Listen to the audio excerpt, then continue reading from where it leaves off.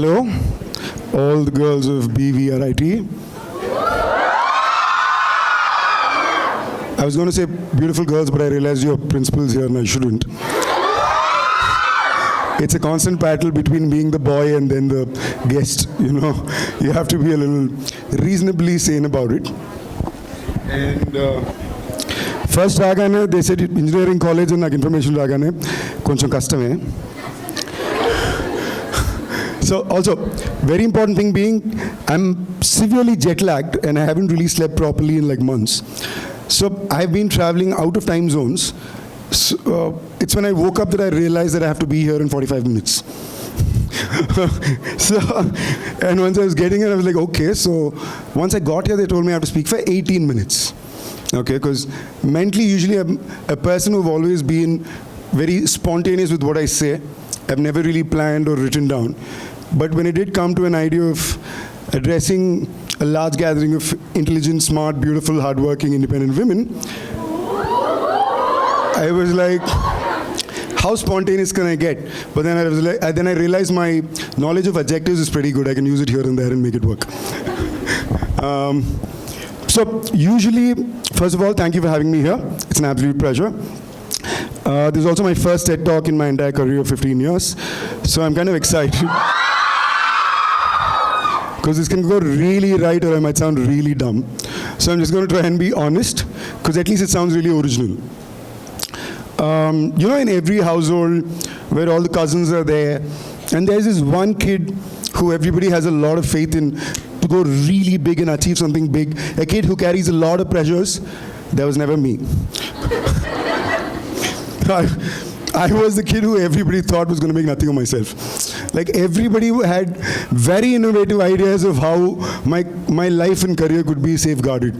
You know, e job cheste safe, leda e matram chadivite safe, leda e pani cheyochemo. Ante A level కంటే మా తాతయ్య వాళ్ళు కూడా plan చేసుకుంటున్నారు. ఇది మరి అంటే లేదు సేఫ్టీకి ఇడికి ఫ్యూచర్లో ఇదన్నప్పుడు ఉంటుంది అని. Okay, so I was that level of low-level expectation, which is kind of easy generally because people are not expecting much from you. So whatever you deliver goes a little higher. But somewhere, I think that made me expect a little too much out of myself, which is also a burden I carry till today. So somewhere, I kind of realized through school that irrespective of, even if a teacher didn't really like me for something, the one thing that I'd always be called for is to act. And the second thing was extempore speech. Like, for example, some of the stuff I faced in school and college is like in a war of words, I had to deal with the topic where, what if your sister fell into a washing machine? You know, so we were trained well in scenarios like this. But that apart, somewhere when I felt that, okay, in a place where I felt like an outcast, because I didn't relate to what was happening through school, suddenly, if the one thing I was being appreciated for was assuming a different character, which I really fell in love with, I kind of felt that was my identity. An identity of being this person who gets to learn constantly from the characters he plays, letting that define his life and the influence he makes. I hope it's making sense. Mari ekkuva tongue twister la unda indaniki ledhu kada. Okay, so I kind of started off pretty early. So when I started training to be an actor, because at that point, formally there was, I'm going to sound very old when I say it, but we didn't have Instagram, Twitter, and all that shit. Sorry, I said shit, sorry ma'am. Wasn't intentional. You had to download stuff and send it via email. You don't even know if the people that are seeing it. You're very confused. People rarely knew of auditions, and the whole idea of getting into cinema by itself was a nightmare to begin with because it was presented that way. But today, after as a person who's been an active part of cinema and hopefully an influential part of it over the last 15 years, I can confidently tell you that any industry that they tell you that you shouldn't be a part of and is very difficult is an industry of power and influence of letting people know what is right and wrong. And the instant you want to sit in a place where your words can reach out to a wider section of the audience, people don't want you to be there. Because everybody wants to live a comfortable life. India as a nation for the longest time has survived as a nation of human resource. When the Brits came here, we were the physical labor. Then when the internet era took over, we were the mental labor as the brains who were working around. And I think today, for the first time, your generation has completely popped up and said, no chance, let us do what we want to. And you see these startups, these ideas, you see teen billionaires, and this whole thing turning around, right? So people have constantly been evolving, and this is the time where I think people get to do whatever they want to.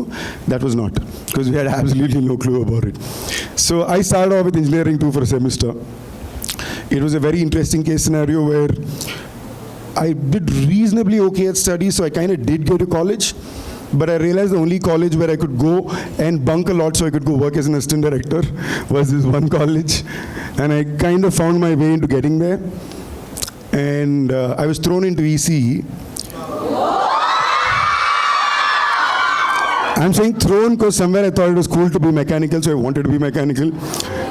So I still remember I was sitting in front of the principal with my dad, and my dad's having this conversation, and the principal's like, oh, ee markal ki ECA vastade. And my dad just looked at me and said, ECE cheyandi. Okay, I'm like, huh? Okay. So, but I swear to God, I'm not lying.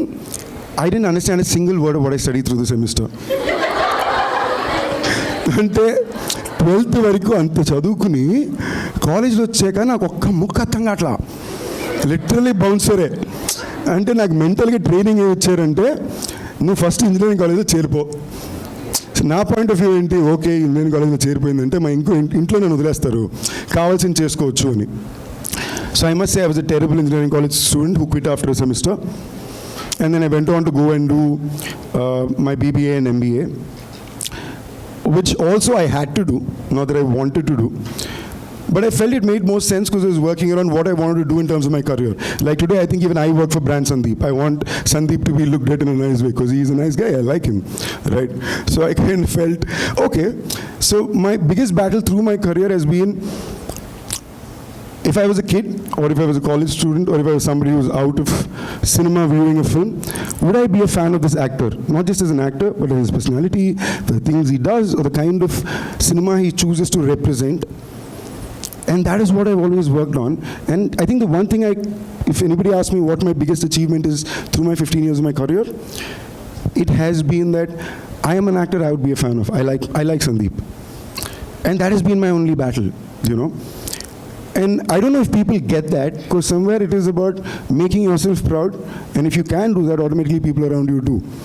And at every point in your life, people are going to come and throw fresh goals at you. Like when I started off, when I felt inspired by a few actors or some kind of cinema, through my 15 years, I've always chosen to represent that or try to go towards it, levitate towards it. Irrespective of it going the right way or not, I just wanted to be that, leave that as my signature. But you kind of realize with life over time that again and again, every time as you're fighting to leave your signature, that is your biggest battle. And there'll be constant new hurdles thrown at you, which is purely just adaptation to time, where you have to do something else to remind people of what you've been trying to establish over these years. And the reason I'm telling you this is because I think over the last 15 years or 20 years of the only thing I've done is work. I haven't attended my cousin's wedding, for which he hasn't spoken to me in 14 years.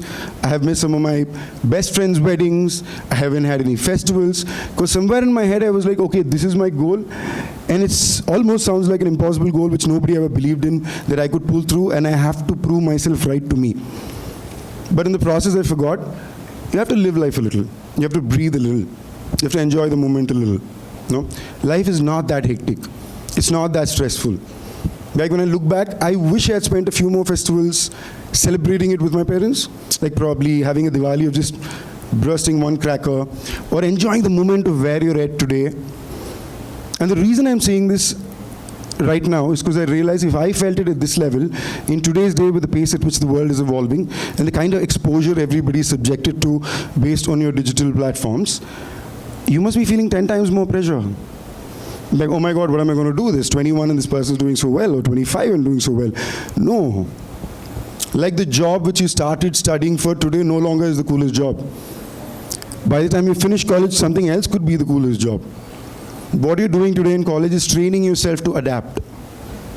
Adapt to whatever the world is going to throw at you, so you never lose belief in yourself, because the instant you do, nobody else is going to believe in you. I'm really not trying to sound preachy here. I do realize that now that I'm here, I have to say something. 1-2 things reasonably smart and sensible and advisey as well, because otherwise I'll just sound like a random college student picked up a put here. Now going back to the fun topics. How's it doing engineering? So wait, how many of you are interested in pursuing to be engineers in the future? Wow, that's a very interesting count. But I like the fact that irrespective of what you wanted to do, you've chosen to train yourself as an engineer, because through my college, of those one semester in an engineering college, and through the period before which I was convinced to be an engineer, the one thing which I was always told was the way an engineer thinks is very different from the way a normal person thinks, and that's one thing I totally have to agree to.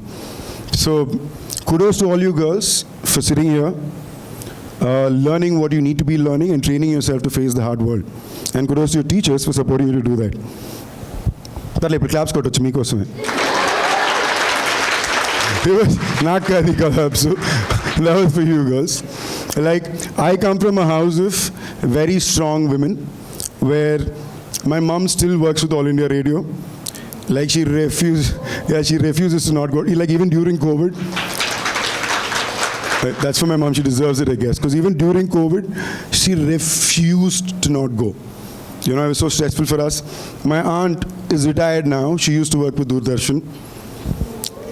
My sister, she works as a producer with Sony Pictures International. So I deal with a household of very strong women. So it's very, you have to put across your points very carefully, slide it through. They just put it right there and take 2 steps back, you know. You're like, okay, you want to give any backlash, give it to dad or uncle, you know. It's not on me. So I've constantly, I don't know, I've only grown up seeing my mom and my aunt. And I'm saying my mom and my aunt because my sister and I are the children to my aunt and uncle as well. And they lived through my growing years, like just 1 floor next to us, right? So we were practically in their house all the time. I've always seen my aunt and my mom very nonchalantly wake up, take care of us, go to work, come back. Now today when I think of it, I don't think I can do it, you know. And at that point, it was just so nonchalant. So I think I grew up from a house which already subconsciously laid out that rule that women are the boss of the house. And thankfully, I see my sister emulating it again, and I learn from her almost every day because I stay with her whenever I get a break in Bombay. So I've always been surrounded by women like that. And to today be giving my first TED Talk in an engineering college, a girls' engineering college. And to say, as a person who quit engineering in a semester, kudos. So, as an end to this, I would just like to say thank you for having me here. And the whole point of all that I was trying to say here being, never give up on yourself, because the world is too beautiful, and the power of you believing in yourself is incredible. There's no way anything can match up to it. So there's a lot of girls leaving. I mean, did I get boring at this point? I was almost completing, you know. So that's the one thing I've always believed in. And to all you girls out there, I've realized over the recent past, to you here, whoever, and to all those people watching through this video, all the girls, over the last couple of years, I've been noticing so much love. And it's kind of surprising it comes in pretty late. But thank you for the love, it's insane. And a big love you to all of you. Stay strong, stay confident, stay yourselves. That's the most awesome thing ever. Thank you.